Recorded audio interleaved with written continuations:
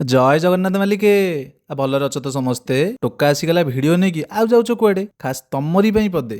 ତମ ଘର ଆଡେ କାଲି ଆସିବି, ଯିବନି କୁଆଡେ, ହାଏ ଯିବନି କୁଆଡେ।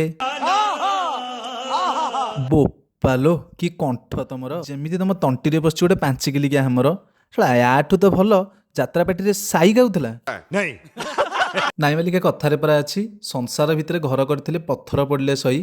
ଆଉ ଯଦି ପଥର ପଡ଼ିବା କମ୍ପଲସରି, ତା ବୋଲି କ'ଣ ସହିବା ବି କମ୍ପଲସରି ନା କ'ଣ? ସଂସାରରେ ବାହାରେ ଘର କର, ଯେତେବେଳେ ପାହାଡ଼ ପଡ଼ିଯିବ ଜାଣିବ। अबे साले जो माफ ମାଲିକେ ଚିଟ୍ ଡେରେ କ'ଣ ଖାଇବା କରିବି ବୋଲି ଭାବି ଭାବି ଲାଷ୍ଟକୁ କଲି ପାସ୍ତା। କାହିଁକି ନା ମୋତେ ଲାଗିଲା ଏଇଗୁଟା ଟିକେ ଶସ୍ତା ଆଉ।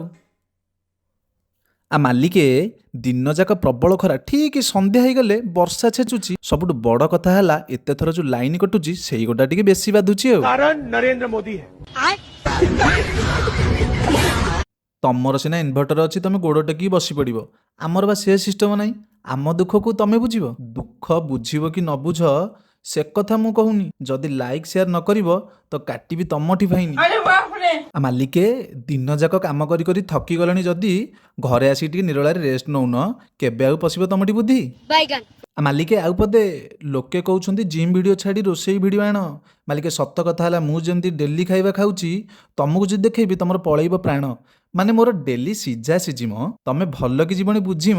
बात तो सही है। ଏଇଠି କବି ଲେଖିଲେ ପଦେ, ଯଦି ଗରମରେ କିଛି ନ ଫଳିକି ଭଲ ଅଛି ତମ କାଖ, ତାହେଲେ ରୋଷେଇ ଭିଡ଼ିଓ ସହ ମୋ ଜିମ୍ ଭିଡ଼ିଓକୁ ବି ଟିକେ ଟେକିକି ରଖ। मस्त जोक मारा रे ये हंस रहे ମାଲିକେ ଭିଡ଼ିଓଟା ଯଦି ତମ ଆତ୍ମାକୁ ଛୁଉଁଛି, ତାହେଲେ ଏତେ ସେୟାର କର ଯେ ତମ ଆତ୍ମା ଯାଇକି ପରମାତ୍ମା ସାଙ୍ଗେ ମିଶିଯାଉ। ରହିଲି ମାଲିକେ, ଜୟ ଜଗନ୍ନାଥ।